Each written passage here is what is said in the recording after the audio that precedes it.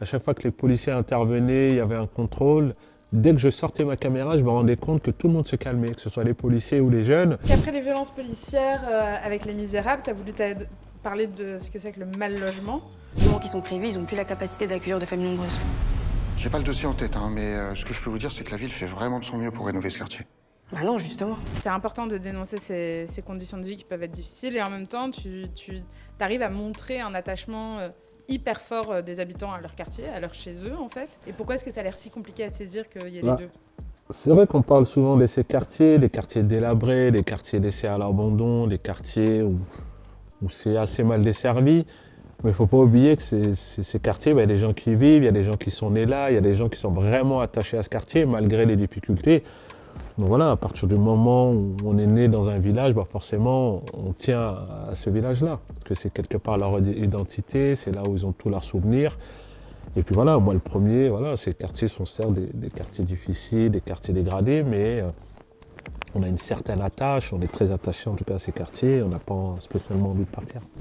C'est ton deuxième long métrage en fiction. Est-ce que tu avais une pression par rapport à ça? Moi, mon premier film, Les Misérables, c'est un film qui a beaucoup fait parler, qui a fait beaucoup d'entrées, qui a voyagé. Donc on se dit pour un deuxième film, forcément on est attendu. Donc il y a une certaine pression qui est là.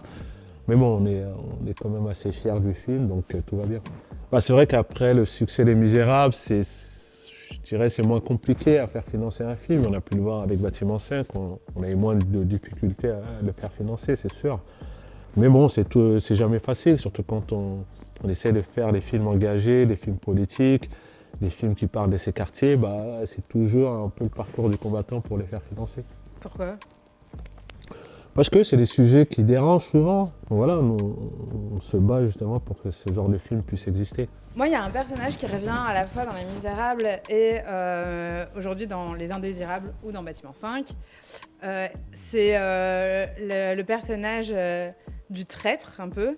Est-ce que c'est obligé qu'il y ait un traître? On parle de quoi exactement? De problèmes sanitaires? Problèmes scolaires? D'insécurité?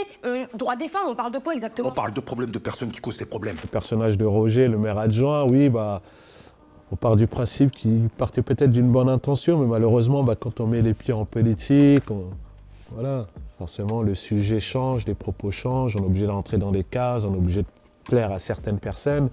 Donc c'est un peu le cas de ce personnage qui va finir par retourner sa veste. Et en même temps, il est assez attachant parce qu'il se rend compte qu'en retournant sa veste, ceux qui vont un peu se souffrir, c'est ses proches et ces gens qui habitent dans ces quartiers-là. Donc il se retrouve un peu gêné, mais bon, il va aller jusqu'au bout, sans scrupule. Toi, tu viens plutôt du documentaire, tu as commencé par le documentaire. Et là, on a l'impression que c'est à nouveau filmé presque comme un documentaire, tu es très près. C'est un peu comme si les personnages ils témoignaient eux-mêmes en fait. Dans ma fiction, je me suis toujours dit qu'il faut que je ramène ce côté documentaire, ce côté très réaliste, ce côté très documenté, ce côté très proche des gens. Et c'est ce que j'essaie de faire dans ma fiction, d'amener un côté vraiment où on est dans le réel. Pour moi, c'est important. Et qu'est-ce que la fiction permet que le documentaire ne permet pas? Qu'est-ce que la fiction permet? La fiction permet déjà plus de liberté, la fiction permet de toucher un plus grand nombre de spectateurs. Pour avoir fait plein de documentaires qui, pour la plupart, ont été censurés, n'ont pas été diffusés à la télé. Donc, on avait ce truc, on faisait des documentaires qu'on diffusait sur Internet. Et on se rendait compte que voilà, le film n'était pas assez vu.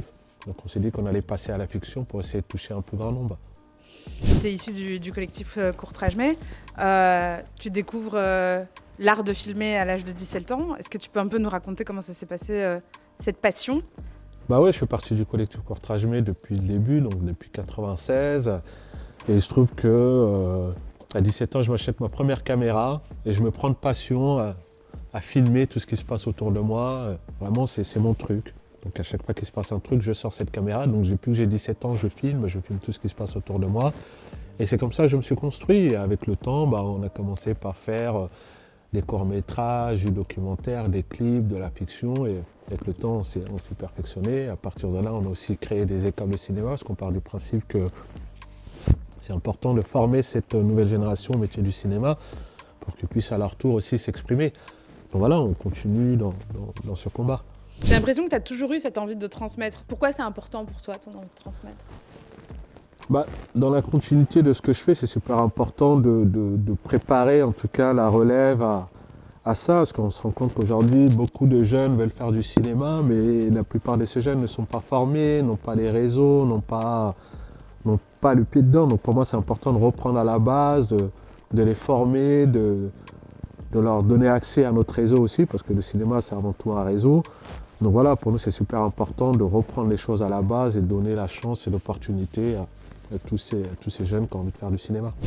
Et à propos des productions courts-métrages, il y a eu le film notamment Athéna de Romain Gavras, sur lequel il me semble que tu es producteur, si je ne dis pas de bêtises. Ouais, co-producteur, co-scénariste. Ouais. Ouais. C'est un film qui a été encensé pour la qualité des images, mais qui a reçu aussi quand même quelques critiques sur la vision apportée au quartier. Toi, qui as toujours fait de ton travail la volonté de montrer les quartiers tels qu'ils sont, comment t'as pris ces remarques? C'est vrai qu'Athéna a beaucoup fait parler, autant techniquement ça reste juste incroyable, et autant au niveau du message, il y a eu beaucoup de polémiques, en France surtout, parce qu'à l'étranger, c'est un film qui a vraiment cartonné, on a eu de super retours, mais en France, il y a eu cette polémique où on disait qu'on exagérait, etc., que la banlieue, c'était pas ça, qu'on exagérait la violence.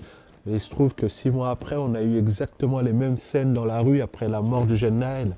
Et quand je dis exactement les mêmes scènes à l'identique, donc voilà, nous on part du principe qu'on essaie de parler de cette réalité des quartiers, de parler de violence policière, de parler aussi de la violence de ces jeunes.